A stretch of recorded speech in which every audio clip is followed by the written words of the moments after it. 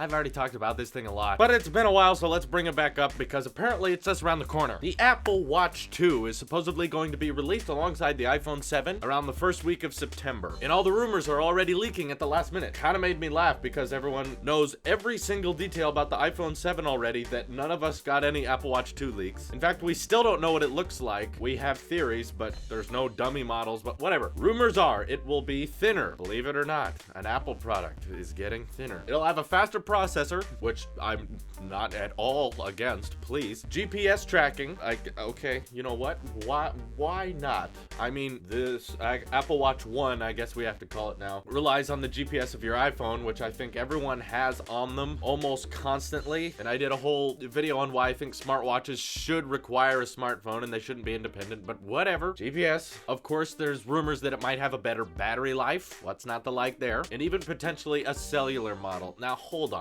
I don't believe a couple of these rumors just because Apple has to sell as many iPhones as possible. That's their biggest selling product ever. If they don't sell iPhones, they don't make money. And that's what the business is all about, is generating profit. So if people started buying Apple Watches just so they could not use their iPhone, I think that would hurt Apple. And I think Apple knows that. So I'm gonna say they're not gonna release a cellular 3G model just because Android Wear is coming up with their own versions of that. Or Samsung is, at least. I don't know who's doing it yet. Plus you'd have to pay a monthly bill, and this is just not a good replacement for a phone. I guess I'm bringing back this whole discussion, but smartwatches should not be independent products. You know why? They're too dang small. They're supposed to be a light little accessory to something bigger. 1.5 or even 2-inch screen cannot replace a keyboard. It cannot replace a good camera. Even with features like Scribble, which I love, that allows you to not dictate your words and write out whole sentences and punctuate them, it's so slow compared to just having a regular keyboard. And I've seen the keyboards they're putting on Android Wear 2.0. I think that looks ridiculous to have that many buttons on that small of a display. Not intuitive, not thought out. If Apple did that, I would hate them for it. Just kidding. I love you, Apple. I would be so okay with that. So I've got my point across, okay? Apple Watches and smartwatches should be accessories to something bigger and more powerful, because there's no way you could ever put like a better processor, better camera, better graphics into something this small versus something this small. This is great. This is perfect. But now the bigger question really is, when the Apple Watch 2 comes out, will I buy one? Or will anyone buy one? Well, of course, all the diehard Apple sheep are definitely gonna buy them. And given my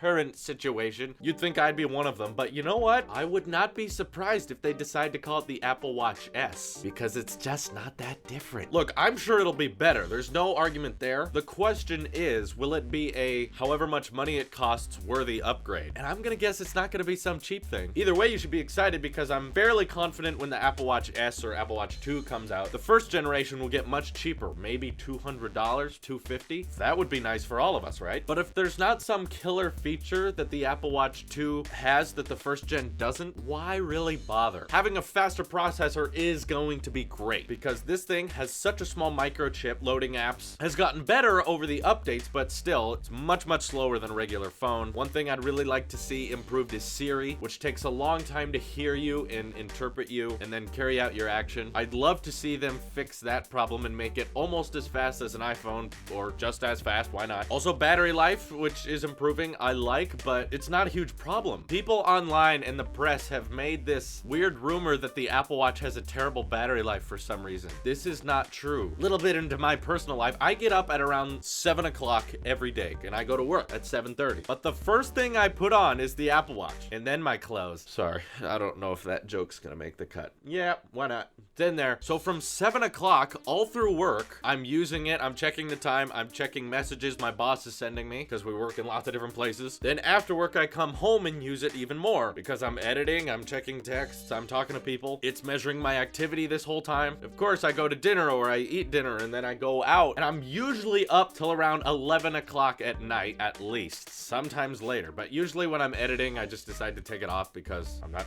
burning much calories anyway. And usually around 11 o'clock is when I get the alert that there's only 10% battery life left. But think about how long of a day that is. 7 to 11, Slurpees. It lasts that long. And by 11, I'm just sitting on my computer, so it's not really doing much. So I just leave it on nightstand mode. That's a great battery life. And I'm sure it'd be great if it was improved. I'm not against that. I'm just saying it's not a problem that needs to be solved. It's just, it can be better, but is it $350 better? And something tells me this one's gonna be more expensive. I don't know why. I'm just getting that feeling that because it's new and because it's second gen, it'll start at 400 or 500 or something. I don't know. Maybe there won't be a sport model and it'll just be stainless steel. That would suck. And people are also talking about how it'll have better water protection. This thing does fine. I've seen videos where they throw it in the pool and it lasts just fine. It never died. I don't do that, but I work irrigation at a ranch, so I'm dealing with like sprinklers spraying at me constantly. And this gets in the midst of that too. Never ever had a problem with water. You can wear this thing in the shower. There's even some swimming apps I refuse to try just in case something does go wrong, but whatever. Really, the only thing that I passionately care they keep in the Apple Watch 2 is the adapters that the watch bands attach with. If they decide to change the watch bands for the second gen Apple Watch, I'm going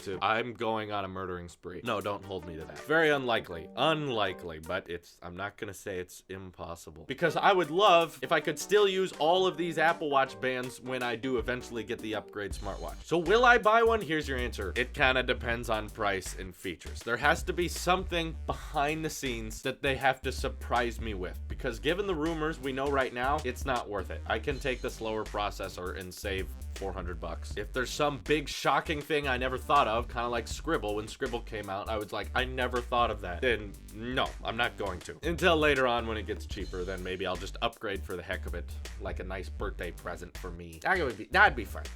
So I'm still pretty excited to see it, given we have no clue what it looks like. What do you think of the Apple Watch 2? What do you think of smartwatches in general? Let me know in the comments and we can have our own little comment battle. This is your Apple Sheep here, and I will see you in the next one.